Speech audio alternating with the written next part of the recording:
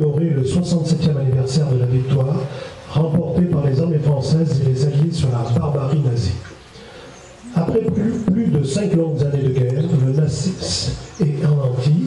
C'est la fin du cauchemar que l'Europe a enfanté, qu'elle a traversé, qu'elle a vaincu. À l'ouest, les démocraties sont victorieuses. La liberté l'a emporté. L'hitlérisme ne menace plus l'Europe et le reste du monde. Si l'humanité découvre l'enfer des camps de concentration et d'extermination, leur œuvre de destruction monstrueuse a enfin cessé. Tout au long de ce conflit, les Français ont vécu ou survécu entre crainte et espoir. En 1942, dont nous commémorons cette année le 70e anniversaire, ces deux sentiments sont mêlés comme jamais. En 1942, c'est en effet le temps de la honte avec la mise en œuvre de la Shoah. Le port de l'étoile jaune, les grandes rafles, les premiers convois vers Auschwitz. C'est le temps de la faim, de la peur, du mépris, celui des fusillades d'otages, de la relève, de la conscription obligatoire. Avant le STO pour aller travailler en Allemagne. Mais en 1942, c'est aussi le temps des espérances. Les premières ripostes alliées, l'arrêt de la pénétration allemande sur le front russe et la lueur d'espoir qui naît dans le désert libyen quand, à Bir Hakeim, des soldats de la France livrent en règne l'avance ennemie. C'est aussi le débarquement allié en Afrique du Nord, prélude de la reconstitution de l'armée d'Afrique. C'est enfin l'année où, dans l'ombre, se multiplient les contacts entre mouvements et réseaux clandestins qui vont renforcer la résistance intérieure. Le 8 mai 1945, c'est la fin de ce temps de la crainte, de l'aboutissement de ce temps de l'espoir, la victoire. En France, cette victoire est le fruit de l'effort, du courage, du sacrifice de toutes celles et de tous ceux qui n'ont jamais désespéré. À l'instar du général de Gaulle, tous ont eu foi en notre pays, en sa capacité à mener le juste combat contre tout ce que le XXe siècle connaissait de plus absurde et de plus monstrueux.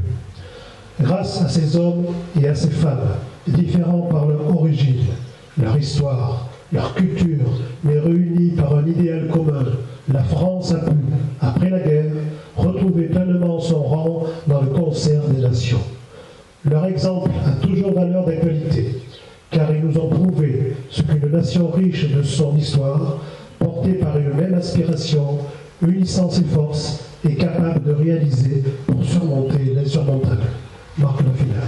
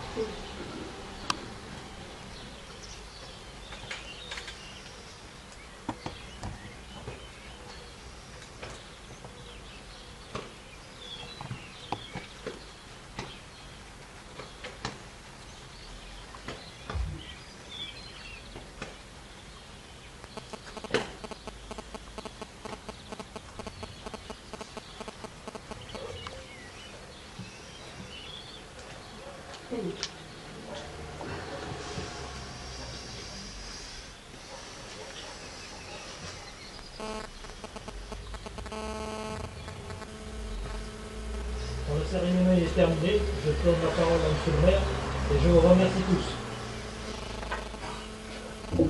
Donc, M. Georges Faure, président de la FACA locale, donc vous a remercié. J'ajouterai en complément de ces remerciements donc la population présente lors de cette commémoration, les enfants de l'école de Saint-Germain, la gendarmerie nationale représentée par son capitaine Graveau, les militaires du 126e RI et son adjudant Kishna, les porte-drapeaux, les représentants de diverses associations locales, le clergé représenté par M. l'abbé Bézanger. Et je vous prie maintenant que la cérémonie est terminée de rejoindre la salle polyvalente pour clore cette cérémonie où un vrai d'honneur vous attend. Merci à tous.